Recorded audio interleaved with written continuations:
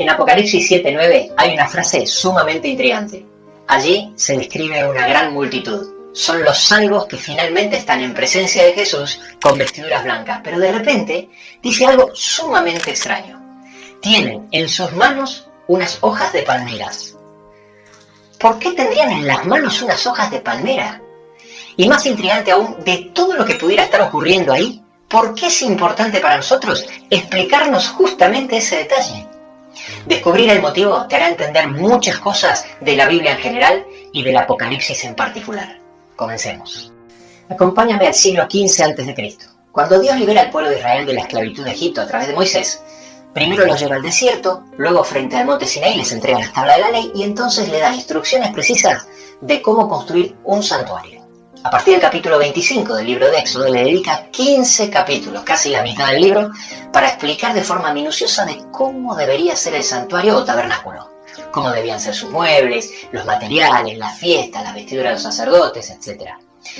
Era un tabernáculo portátil con sus límites muy bien marcados, dentro del cual estaba delimitado el atrio exterior y dentro de ese terreno había una tienda, el santuario propiamente dicho, que constaba de dos partes, el lugar santo y el lugar santísimo. Y en el lugar santísimo se encontraba el arca, en cuyo interior estaban las dos tablas de la ley.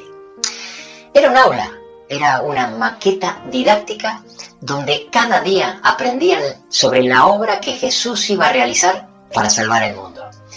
Todo tenía un significado en el santuario. Los muebles, los materiales utilizados, cada fiesta que marcaba el ritmo de las celebraciones y rituales, las tareas y los sacrificios diarios que se realizaban, nada era por casualidad.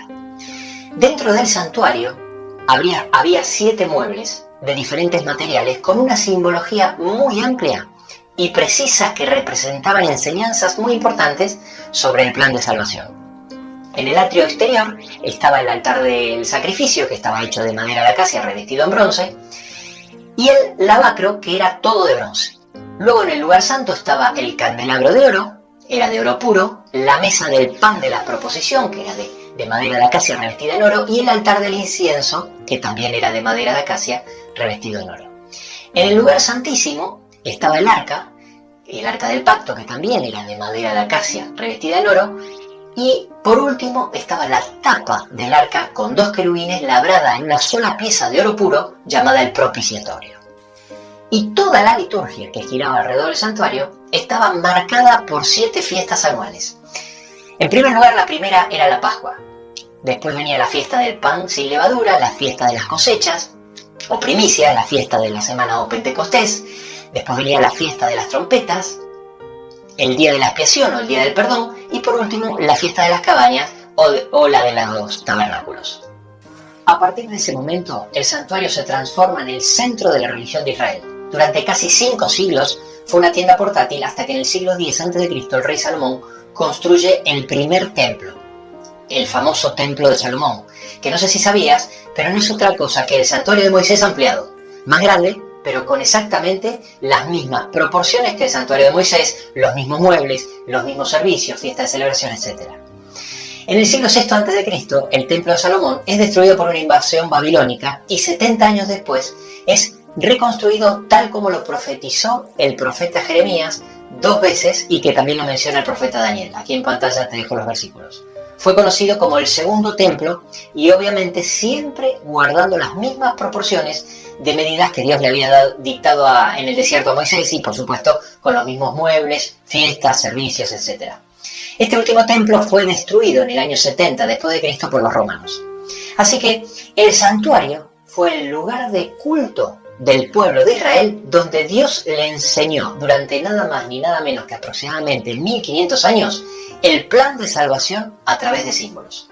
Te estarás preguntando ¿qué tendrá que ver todo esto con las hojas de palmera que leímos al principio en Apocalipsis 7:9?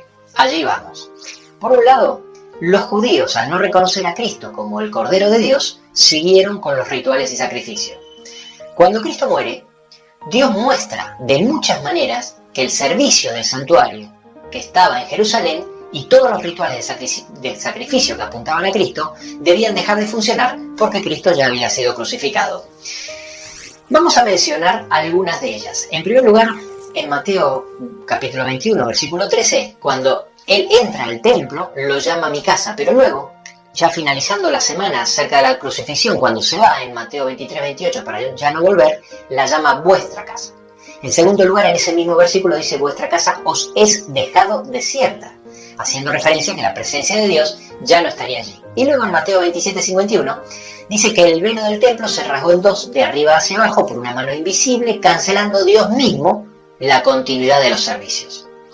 Y principalmente Jesús se lo deja muy en claro a sus discípulos, los cuales lo explican muchas veces y de muchas maneras, como por ejemplo cuando Pablo dice en Hebreos 7:27, Jesús murió una vez y para siempre ofreciéndose a sí mismo. Por consiguiente, el cristianismo dejó de practicar los servicios. Ahora, presta atención a lo que te voy a decir, porque aquí viene el dato que lo cambia todo. El santuario que Dios le dijo a Moisés que construyera era una sombra o modelo del verdadero santuario que existe en el cielo. En Éxodo 25:40 Dios le dice a Moisés que lo construya conforme al modelo que se le mostró en el monte. Y el apóstol Pablo, explicando precisamente este versículo en Hebreos 8:5, explica que ese santuario de Moisés es figura y sombra de las cosas celestiales. De esta manera, todo lo que construyó Moisés era una representación del verdadero santuario, explicando como una gran maqueta didáctica llena de simbolismo todos los detalles del plan de salvación que realizaría Cristo en todas sus etapas. El rescate más grande, impresionante, complicado y costoso de todo el universo.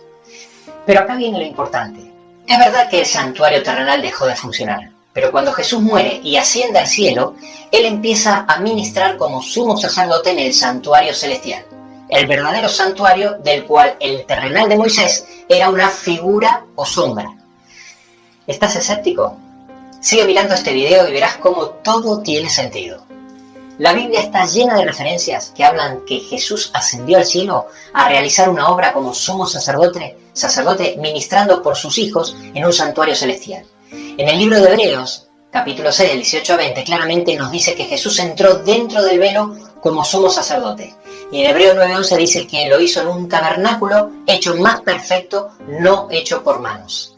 Lejos de olvidarse del santuario como algo del pasado en el Nuevo Testamento, se sigue mencionando al santuario y Apocalipsis no es una excepción. Tan pronto inicia el libro de Apocalipsis, que en griego significa revelación, en sus primeras 4 palabras, Juan dice la revelación de Jesucristo. Y en el primer capítulo se lo muestra a Jesús caminando en el lugar santo, entre los candelabros del templo celestial. Son muchas las menciones directas e indirectas que se hacen en el santuario en el Apocalipsis. En Apocalipsis 8, versículos 3 y 4, por ejemplo, hay una escena frente al altar del incienso. Y en Apocalipsis 11, 19, se menciona el arca del pacto. Por este motivo, la comprensión del santuario es, sin ninguna duda, una llave para entender el Apocalipsis y muchas otras profecías de la Biblia. Como mencioné antes, la primera fiesta del año era la Pascua. En la Pascua se sacrificaba el Cordero Pascual, un sacrificio con características muy específicas que apuntaban al sacrificio de Cristo. Ese cordero debía ser macho, de 1 año, sin defecto, y Dios había dado instrucciones precisas de dónde y cuándo debía realizarse el sacrificio. Se realizaba en el primer mueble, el altar del sacrificio, que estaba en el atrio exterior, que simbolizaba la tierra, por la tarde antes de la puesta del sol del 14 de Nisan.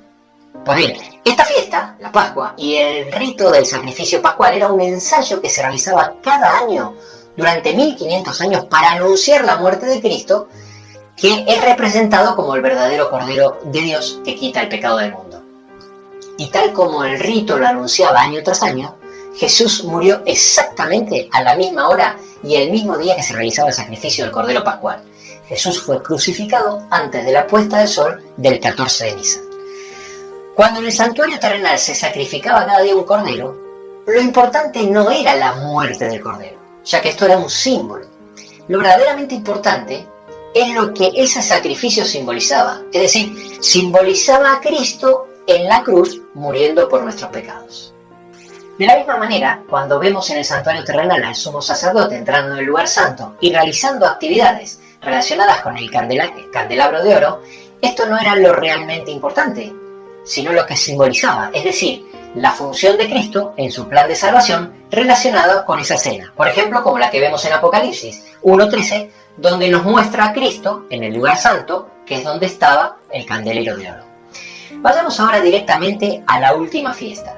Era llamada la fiesta de las cabañas o Sukkot, y era una fiesta de celebración, donde Dios había dejado bien claro que debía celebrarse con alegría y regocijo, a diferencia de otras fiestas como la fiesta del día de la expiación o Yom Kippur, que debía celebrarse con espíritu contrito.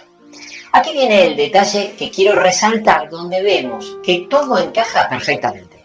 Una de las características de esa fiesta, de alegría y celebración, es que los participantes de la misma debían celebrarlo con ramas de palmeras en las manos, tal como lo dice en Éxodo 23:40, lo mismo que tenían en la mano los salvos de Apocalipsis 7:9. Ahora sabemos por qué en Apocalipsis los salvos tenían ramas de palmera en las manos. Nos está explicando de forma cifrada y simbólica que estarán celebrando la verdadera fiesta de los tabernáculos, la última del plan de salvación. Un simple detalle sin sentido ahora no solo cobra sentido, sino que nos ayuda a entender mucho mejor la escena. En primer lugar, podemos ver que el Apocalipsis habla mucho más del santuario y sus fiestas de lo que pensamos, ya que a veces su mención está escondida en símbolos. Por eso insisto que la comprensión del santuario es una llave para entender el Apocalipsis. Y en segundo lugar tenemos otro versículo que nos confirma que cada fiesta del santuario era un ejemplo o símbolo del ensayo del verdadero acontecimiento futuro y trascendente del plan de salvación sobre el cual Dios quería que estemos en conocimiento y expectantes. Ahora bien, si hace 2000 años Cristo, el verdadero Cordero Pascual, murió para redimirnos, realizando por fin el sacrificio que año tras año se venía celebrando simbólicamente en la primera fiesta, la Pascua, y en el cielo, cuando todo haya terminado y por fin estaremos salvos delante del trono de Dios, estaremos celebrando la séptima fiesta, la verdadera fiesta de los tabernáculos, es inevitable que nos hagamos las siguientes dos preguntas. En primer lugar, ¿cuáles serían los acontecimientos trascendentes del plan de salvación que las otras 5 fiestas simbolizan? Y en segundo lugar, y lo que no es menos importante, ¿cuántas se han cumplido y cuántas faltan por cumplirse? Y recuerda que en la comprensión de estos temas podría estar en juego tu vida eterna y la de tu familia.